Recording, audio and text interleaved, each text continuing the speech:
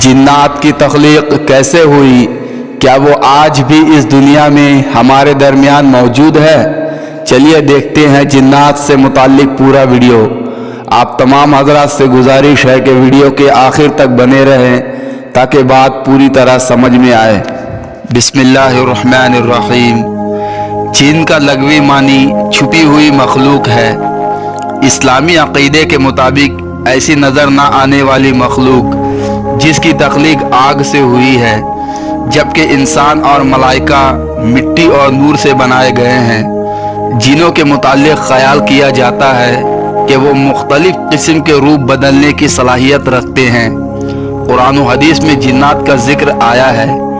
कुरान में जिन्नात के नाम पर एक पूरी सूरत सूरे जिन मौजूद है, जिसकी इब्तिदा इस आयत से होती है कि जिन्होंने रसूलुल्लाह सल्लल्लाहु अलैहि वसल्लम को कुरान पढ़ते सुना और उसे अजीब व गरीब पाया तो अपने साथियों को बताया और वो मुसलमान हो गए। ज़मीन पर इंसानों की पैदाइश से पहले जिन्नात आबाद थे। जिन्नात की तख्लीक कब और कैसे हुई? बास तारीखदा लिखते हैं कि हज़रत आदम अलैहिस्सलाम की तख्लीक के 2000 साल कबल जिन्नात की तख्लीक हुई थी। जिन्नात में नेक व बद दोनों इक़साम होते हैं। वो रुए ज़मीन पर फैले होते हैं। उन्हीं में से एक जिन का नाम इब्लीस है, जो इंसानों की दुश्मनी में अंधा हो गया। उसने नफ्स आदम को बहकाने के लिए क़यामत तक के लिए मोहलत मांगी है। जिन्नात भी अच्छे और बुरे काम करने की सलाहियत रखते हैं। अल्लाह ताला ने इंसानों की तरह जिन्नात को भी अच्छे कामों का हुक्म और बुरे कामों से मना फरमाया है। अल्लाह ताला ने फरिश्तों की तरह जिनों में भी बास को ये सलाहियत दी है कि जो शक्ल की चाहे बन जाए। हदीसों से साबित है कि उनमें से किसी के पर भी होते हैं और वो हवा में उड़ते फिरते रहते हैं, और बाज़ सांपों और कुत्तों की शक्ल में गश्त करते रहते हैं। बाज़ दफ़ा वो इंसानों के जिस्म में दाखिल हो जाते हैं और उन्हें तरह तरह से परेशान करते और मुख्तलिफ बीमारियों में मुब्तला कर देते हैं। जिस ज़मीन पर इंसान ज़िंदगी गुजार रहे हैं उस पर कई किस्म के जिन्नात भी रहते हैं, और उनकी रहाइश अक्सर ख़राब जगहों और गंदगी वाली जगहों मसलन बैतुल खला, गंदगी फेंकने और पाखाना करने की जगह पर होती है। इसी वजह से पहले ज़माने के लोग बैतुल खला अपने घरों से दूर अलग जगहों पर बनाया करते थे।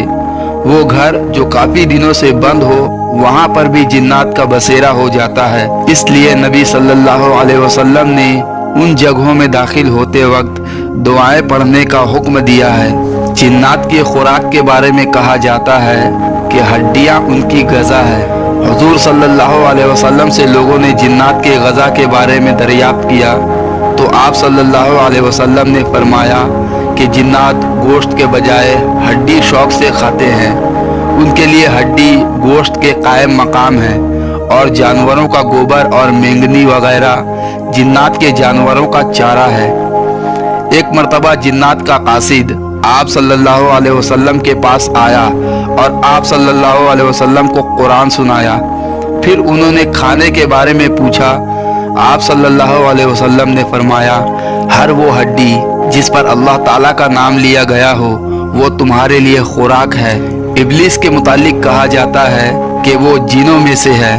बाज़ मुफस्सिरीन का कहना है कि इब्लीस नारी है, मगर इबादत व रियाजत से बुलंद मकाम पर पहुंच गया था और फरिश्तों में शुमार होने लगा था। इब्लीस फरिश्तों के उस कबीले से ताल्लुक़ रखता था जिसे जिन कहा जाता है। इस कबीला के फरिश्तों को आग की गर्म लौ से पैदा किया गया था। इब्लीस का नाम हारिस था और ये जन्नत के पहरेदारों में से एक पहरेदार था। इसके अलावा बाकी तमाम फरिश्तों को नूर से पैदा किया गया।